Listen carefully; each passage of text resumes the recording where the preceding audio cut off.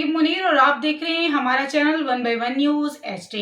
नाज़रीन, खबर दें आपको, फैसलाबाद साहबजादा बिलाल उमर ने थाना खुर्डियावाला में खुली कचहरी लगाई और लोगों के मसाइल सुने।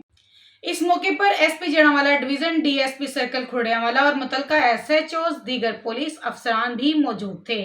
CPO फैसलाबाद ने साइलिन के मसाइल पर मबनी दरख्वास्तों को सुना और मुतलका अफसरान को मेरिट पर साइलिन की शिकायत को फौरी हल करने के अहकाम जारी किए। इस मौके पर CPO फैसलाबाद का कहना था कि लोगों के मसाइल हल करने के लिए जिला भर के तमाम थाना जात में खुली कचहरी का इनेकाद किया जा रहा है। अवाम को दरपेश मसाइल हल किए जा रहे हैं और इंसाफ की फराहमी को यकीनी बनाया जा रहा है। अवाम को इंसाफ की यकीनी फराहमी के लिए तमाम तर इकदाम और वसाइल बरोकार लाए जा रहे हैं। शहरियों के जानो माल का तहफ़्फ़ुज़ और इंसाफ की फराहमी अवलीन तरजीह है। नाज़रीन, ये थी अब तक की ताज़ा तरीन खबरें। मज़ीद ऐसी खबरों से बाखबर रहने के लिए देखते रहिएगा चैनल 1 बाय 1 न्यूज़ HD।